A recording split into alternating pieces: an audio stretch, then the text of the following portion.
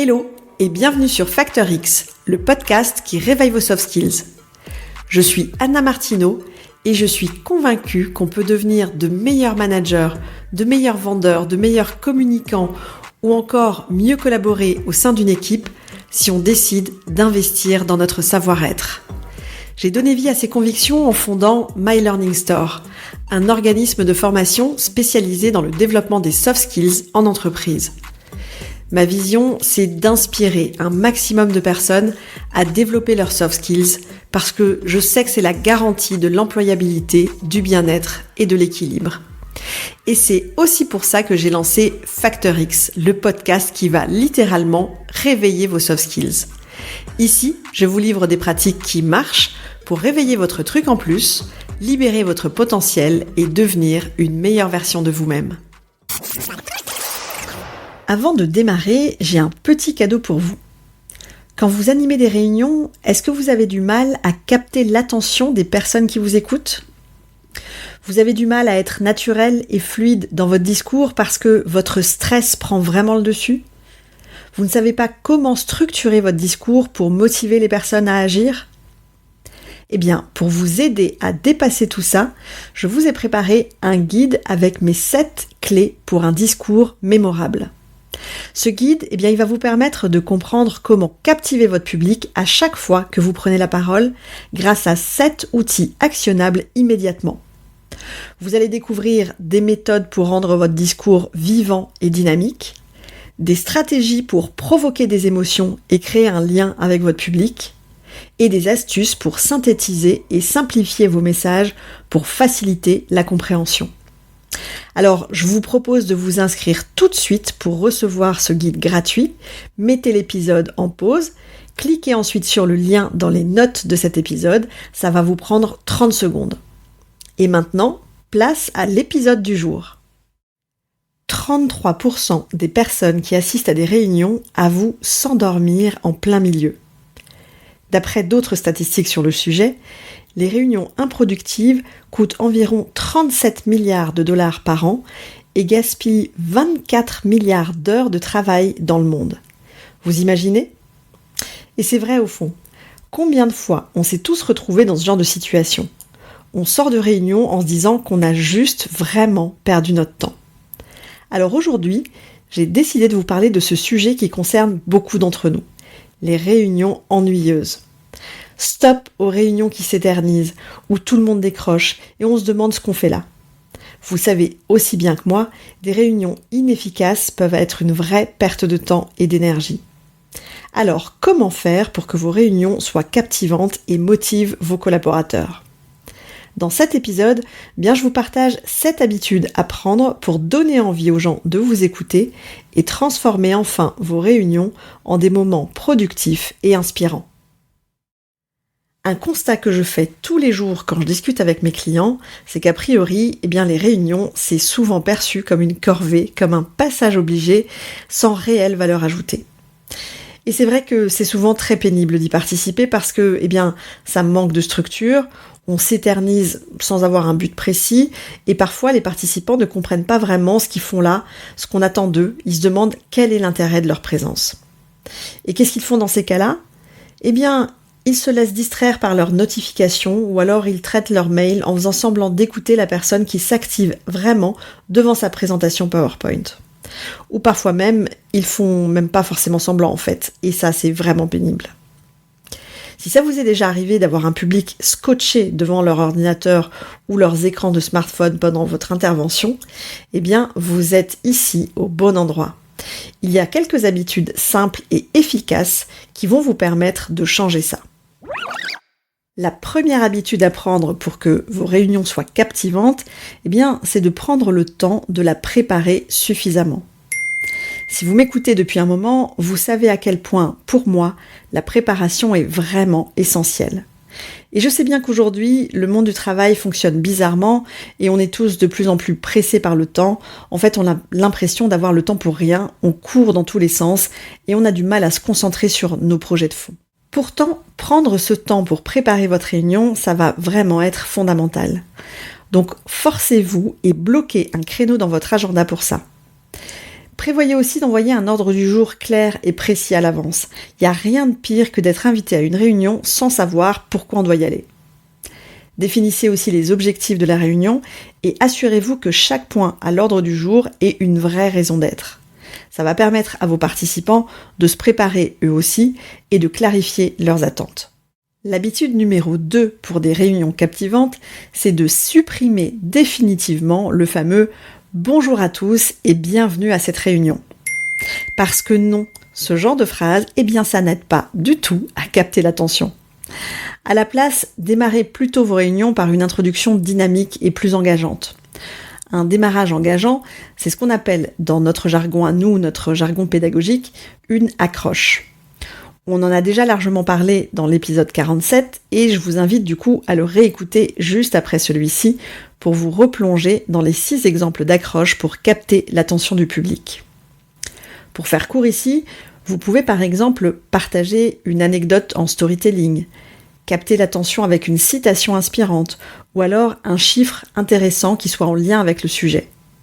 Ça va vous permettre de capter immédiatement l'attention du public et ça leur donne le ton pour le reste de la réunion. D'ailleurs, vous vous souvenez comment j'ai démarré l'épisode aujourd'hui ? J'ai utilisé une statistique. 33% des personnes qui participent à des réunions avouent s'endormir pendant la réunion. Logiquement, cette statistique, ça vous a donné le ton de l'épisode et ça a contribué à vous donner envie d'écouter la suite. Une 3e bonne habitude, ça va être de respecter le temps de chacun en allant droit au but. Parce que déjà qu'on passe beaucoup de temps en réunion, si en plus ça s'éternise, si on tourne en rond sans apporter de valeur, franchement, c'est pire. Donc, limitez la durée de vos réunions au juste nécessaire. Une réunion efficace, ça n'a pas besoin d'être long. Elle doit être ciblée et pertinente. Si vous êtes obligé d'utiliser des supports visuels pendant votre réunion, la 4e habitude est faite pour vous. Préparez vos supports de façon à ce qu'ils soient attractifs. Parce que je ne le dirai jamais assez, je pense, vos slides qui reprennent mot pour mot ce que vous dites déjà à l'oral, n'ont aucun intérêt. De la même manière, une slide avec 150 lignes écrites en police 10 où on n'y comprend rien, et aussi vos graphiques complètement illisibles, non plus. Les supports visuels ont un intérêt seulement s'ils viennent en support de votre message.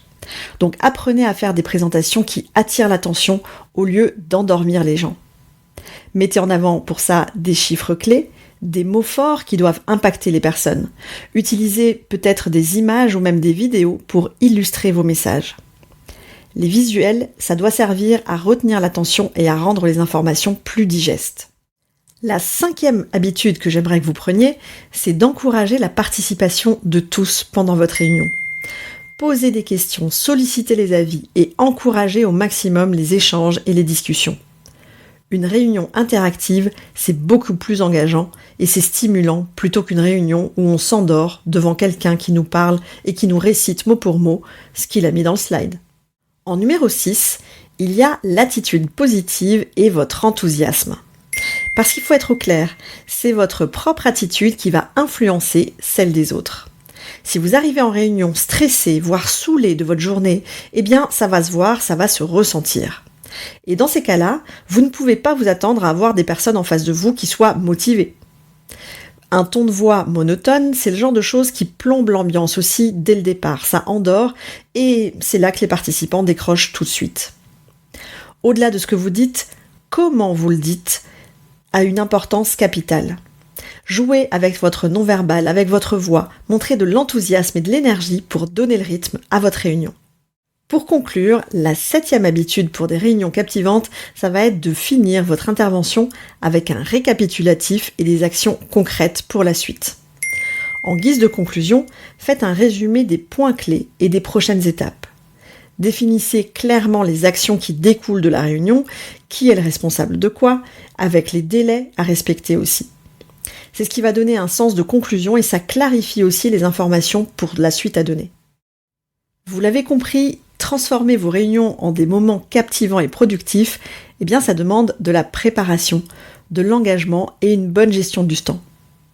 Préparez réunion avec soin.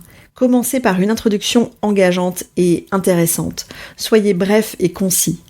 Utilisez des supports visuels attractifs. Encouragez la participation active pendant la réunion. Adoptez une attitude toujours positive et dynamique. Et terminez avec un récapitulatif clair. Et si vraiment vous ne savez pas comment vous y prendre pour arriver à ce genre de résultat, si vous sentez que vous avez besoin d'être accompagné, coaché pour être plus pertinent, la meilleure chose à faire, c'est de me contacter pour en parler. J'ai créé toute une série de solutions qui ont un impact de dingue pour vous accompagner à renforcer votre impact en réunion.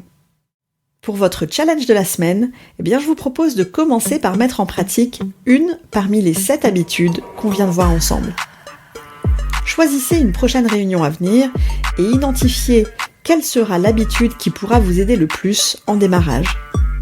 Ça peut être de trouver une accroche captivante, d'être plus dynamique à travers votre posture et votre voix, ou encore de préparer des visuels pertinents qui vont venir en support de votre message. Quoi qu'il en soit, commencez par prendre une nouvelle habitude lors de votre prochaine réunion. Et à la réunion suivante, travaillez sur une deuxième, et ensuite une troisième. Enfin, vous avez compris le principe. Au fur et à mesure du temps, vous allez changer vos habitudes. Notez ce qui a bien fonctionné pour vous et ce qui pourrait encore être amélioré. L'objectif, ça va être de rendre vos réunions non seulement efficaces, mais aussi plus agréables pour tout le monde, vous compris. Vous y prendrez d'autant plus de plaisir, c'est garanti. Avant de vous quitter, juste encore une dernière chose. Si vous m'écoutez ici, évidemment, c'est que vous avez à cœur de développer vos soft skills. J'en profite d'ailleurs pour vous remercier pour ça, parce que vous êtes de plus en plus nombreux à me suivre régulièrement ici. J'ai vraiment une gratitude immense pour vous. Et si vous avez envie d'aller encore plus loin, j'ai une bonne nouvelle. Mon livre Soft Skills, mode d'emploi pour un nouveau monde du travail est maintenant disponible chez votre libraire préféré.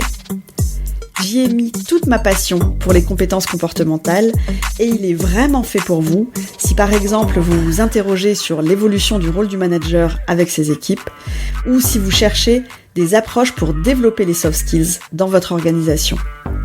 Je vous mets un lien dans les notes de l'épisode pour en savoir plus et pour le commander.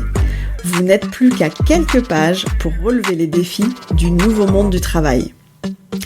Voilà, c'est tout pour aujourd'hui. Je vous donne maintenant rendez-vous la semaine prochaine pour d'autres pratiques actionnables dans votre quotidien. Ciao, ciao!